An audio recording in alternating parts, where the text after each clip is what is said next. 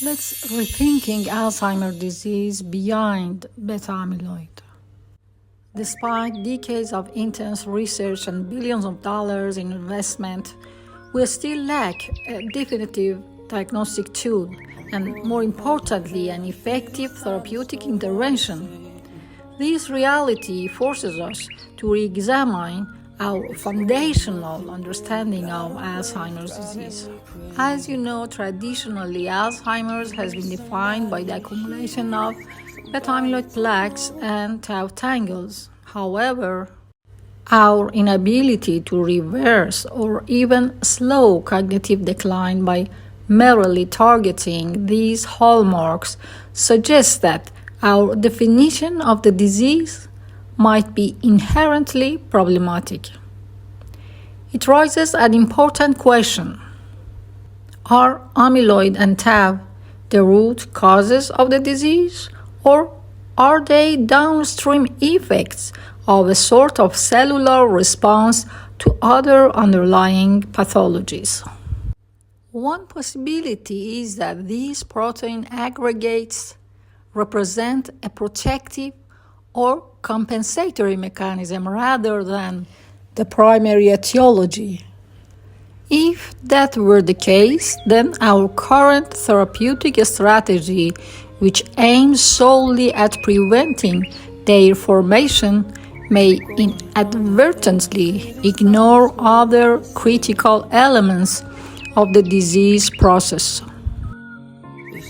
Alternatively, our focus on these markers might be too narrow, leaving other key aspects such as mitochondrial dysfunction, synaptic failure, and neuroinflammation underexplored. As I mentioned before, Professor Stavros Polyanis has always emphasized on the role of mitochondria in neurodegenerative diseases with so many articles and published books. Early mitochondrial damage leads to ATP depletion, reactive oxygen species overproduction, and synaptic failure, often preceding beta amyloid aggregation. What this means for our research is clear. We need to broaden our perspectives. It is imperative to adopt a systems biology approach that looks at the interplay between various cellular processes and how they contribute to neurodegeneration.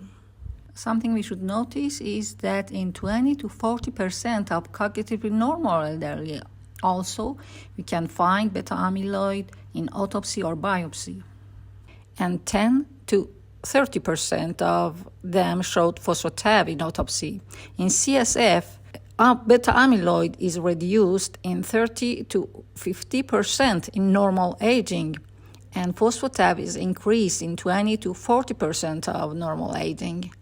And plasma beta amyloid 42 to 40 ratio is reduced in normal aging people, and also this study shows a 20% of deposition of beta amyloid using positron emission tomography by Pittsburgh compound B.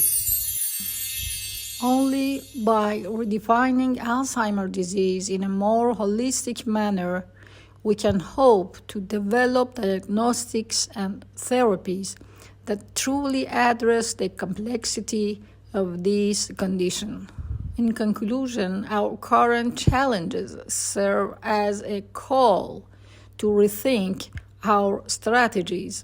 We must critically evaluate whether preventing the formation of tau and plaques is the best course, or if a more comprehensive approach is necessary to unravel the true nature of Alzheimer's disease.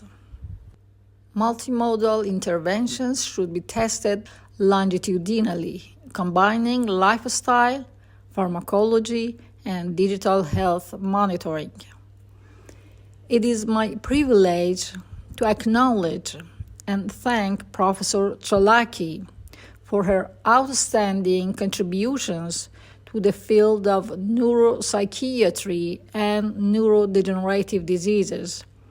and her unwavering commitment to advancing the understanding of dementia. Professor Tsolaki groundbreaking efforts regarding multimodal research has not only deepened our understanding of the underlying mechanisms, but also has paved the way for innovative approaches to diagnosis, treatment, and most important of all, care. Her work has had a profound impact on both the scientific community and the lives of individuals and families affected by these conditions. In addition to her research, Professor Tsolaki has been a passionate advocate for the next generation of scientists. Through her mentorship, she has inspired and supported countless young researchers, fostering a culture of curiosity, rigor, and collaboration. Her tireless efforts have empowered students to pursue cutting-edge research and contribute meaningfully to the field of neuroscience. Dear Professor Magda Tsolaki, your dedication to science, your compassion for those affected by dementia, and your commitment to nurturing future researchers are truly remarkable. On behalf of all of us who have benefited from your work, thank you for your invaluable contributions. Thank you all for your time. Somebody to hear, somebody to know, somebody